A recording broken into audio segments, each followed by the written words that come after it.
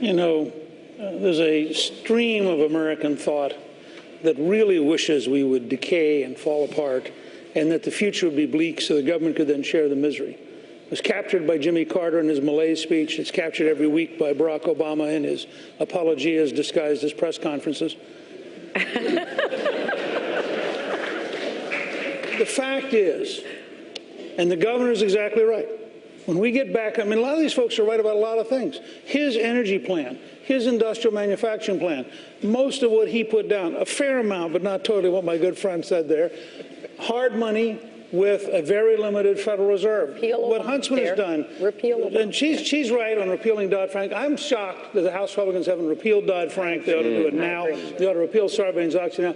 If we get back on track, the China, and you know this as a former ambassador, the Chinese couldn't compete with us in 100 years if we got our act together in this country and we got back to doing the right things in this country, at which point we could afford to buy houses, which would solve virtually everything else. You got to be able to afford it to be able to buy it, and that's where things went wrong in the last decade.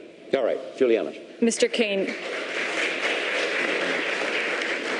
you recently said, quoting you, "Don't blame Wall Street. Don't blame the big banks. If you don't have a job and you're not rich, blame yourself." So are you telling the 14 million unemployed Americans that it's their fault that they don't have a job? No, the question was, that response was directed at the people that are protesting on Wall Street, not that 14 million people who are out of work for no reason of their own other than that the economy is not growing, not the millions of people that are underemployed. That statement was not directed at them. It was specifically directed at the people who are protesting on Wall Street, and I also said that they have basically targeted the wrong target. It should be against the failed policies of this administration, not Wall Street is where they should be protesting. Governor Romney, I want to ask you, because President Obama's jobs bill is stalled in the Senate today, and so it may have to be broken into component parts for Congress to vote on. If the payroll tax cut is not extended, that would mean a tax increase for all Americans. What would be the consequences of that? No one likes to see tax increases. But look, these stimulus bills the president comes out with that are supposedly going to create jobs, we've now seen this played in the theater several times. And what we're seeing hasn't worked. The American people know that when he went into office and borrowed $800 billion for a massive job stimulus program, that they didn't see the jobs. Some of those green jobs we're supposed to get, that's money down the drain. The right course for America is not to keep spending money on stimulus bills, but instead to make permanent changes to the tax code. Look, when you give it, as the president's bill does, if you give a temporary change to the payroll tax and you say we're going to extend this for a year or two, employers don't hire people for a year or two. They make an investment in a person that goes over a long period of time. And so if you want to get this economy going again, you have to have people who understand how employers think, what it takes to create jobs. And what it takes to create jobs is more than just a temporary shift in a tax stimulus. It needs instead fundamental restructuring of our economy to make sure that we are the most attractive place in the world for investment, for innovation, for growth, and for hiring, and we can do that again. So you would be okay with seeing the payroll tax cut? Look, I don't like temporary little Band-Aids. I want to fundamentally restructure America's foundation economically. Before closing question, I want not this hour and a half to pass without some recognition and conversation about the question of disparity in America. Governor Perry, over the last 30 years, the income of the wealthiest 1% of Americans has grown by more than 300%. And yet we have more people living in poverty in this country than at any time in the last 50 years. Is this acceptable? And what would you do to close that gap? The reason we have that many people living in poverty is because we got a president of the United States that's a job killer. That's what's wrong with this country today. You have a president who does not understand how to create wealth. He has overtaxed, overregulated the small businessmen and women to the point where they're laying off people. 2.5 million Americans are out there who have lost their jobs. We have 14 million without work.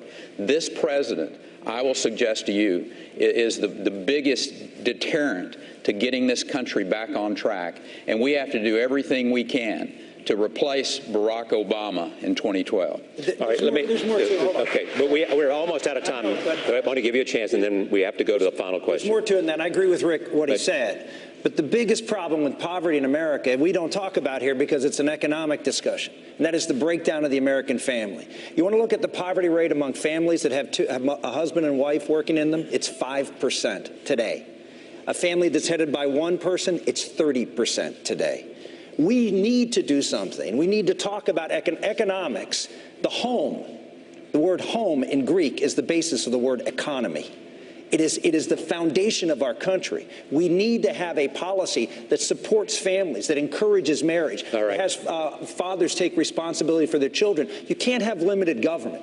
You can't have a wealthy society if the family breaks down that basic unit of society, and that needs to be included in this economic discussion. I've got one last question. One last question with 30 minutes. One last question. One last question as we close this evening. And each of you, 30 seconds. What is it about you that you want to connect with the American people in their both despair and in their hope for the future that says something essentially about who you are? And I begin with Congresswoman Bachmann. I'm sorry, Charlie. A little distraction. It is about the individual. We have 30 seconds here. We've talked about issues here, but I want to talk for a moment as a last impression, a sense of what it is about you that you want to hear and let the American people know about you and your sense of recognizing their own pain as well as their hope. Well, I do. I grew up in a middle-class home. We went to below 30 seconds. we went to below poverty when my parents divorced. And my mother worked very hard. We all did. We all got jobs. And we were able to work our way through college. And eventually, my husband and I started a business.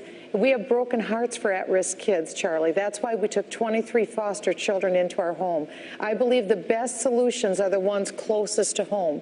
If we reach out as individuals to help people and have broken hearts for people and care for them on a personal basis, then we don't need big government to step in and do that job. The more that we can do to love people, the better off the society will be. 30 I seconds. can connect with people's pain because I was poor before I was poor.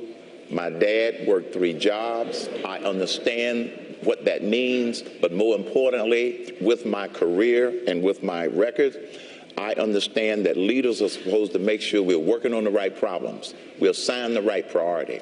Surround yourself with the right people, which will allow you to put together the right plans. And yes, sometimes those plans will be bold plans because this economy is on life support. We don't need to trim around the edges. We need a bold plan. Speaker Gingrich. Well, look, I grew up in an Army brat family. We moved all over the country. In recent years, I've had relatives out of work. I've had folks who are trying to find jobs for up to a year. We have, I think, a pretty good sense of the pain level. But I also think it's important to say of leaders that you find solutions. I don't think people hire one of us just to say, I sympathize with you. I think they hire us to say, this is how we will solve it. And I would say every person at this table is more likely to solve those problems than Barack Obama. Congressman Paul. My motivation, my goals has always been to promote liberty, believing that's what made America great. If we want prosperity, if we want peace, we understand what the cause of liberty is all about. And we have to understand that a free market system and sound money gives us the prosperity. And it also is the humanitarian program, because once you get into the welfare state and the socialist state, it all backfires. So if you care about people, you believe in liberty, that's what made America great. That's what I want to restore. Senator Santorum. As was mentioned, I grew up in a steel town, and one of the things that I realized is that when manufacturing left, a lot of the people in the middle income of America left. And I just read a recent study that actually income mobility from the bottom 2 quintiles up into the middle of up into the middle income is actually greater, the mobility in Europe, than it is in America today. We need to change that, and the way you do it is by creating jobs in the manufacturing sector of the economy, which is what I will do. It will create that income mobility. It'll create the opportunity for semi-skilled and lower skilled and skilled workers to rise in society. It will take those people off of Occupy and bring them into the workplace where they can have family-sustaining jobs. Governor Huntsman. Not only have I seen and participated in the creation of a great family business where jobs mean something, but I presided over a state that delivered the lowest level of unemployment in this country, 2.4%. And when I saw on the faces of people who had the dignity of a job, you knew what it meant to moms and dads and entire families. And when Sheriff Hardy, who is here in Hillsborough, New Hampshire, when he talks about his deputies who for the first time are handing out foreclosure notices to the middle class, and they're seeing a rise in suicides, they're seeing a rise in spousal abuse, they're seeing a rise in substance abuse, it gives you a sense of what it means to have the dignity of a job. We don't have enough of them in this country. Governor Perry. Charlie, as the son of tenant farmers and a young man who had the opportunity to wear the uniform of my country, and then the great privilege to serve as the governor of the second largest state in this country, I've got not only the CEO experience, but also working with the private sector to create the jobs. And that's what people are begging for. Talking to that out-of-work rig worker out in the Gulf of Mexico today, they're begging for someone to make America, America again. Governor Romney. You know, we've talked about a crisis this evening, economic crisis, people out of work, incomes going down. But there's another crisis, and that's that people wonder whether their future will be brighter for the kids than it's been for them. It's always been what it means to be American, to have a greater degree of confidence in the future than even what we've enjoyed ourselves. And what we have to do is to have leadership in this country, like the men and women at this table, who believe in America. My experience will help us get our values strong, get our economy strong, and make sure that our military is second to none in the world. I am absolutely devoted to making America the strongest nation on earth. And if you don't want that as your objective, don't vote for me. We already have a president that doesn't make that his first objective. All right. I want to thank each and all of the candidates who sat at this table this evening. As I said at the beginning, I believe in tables, and I believe that places where you can come and talk about the country and its future and your beliefs is important. I secondly want to thank Karen and thank Juliana for joining us. I want to thank all of you who came here this evening to hear these candidates. Thank you very much. For those at home, thank you for watching. A post-debate program will follow this. We thank you for your time. Good night.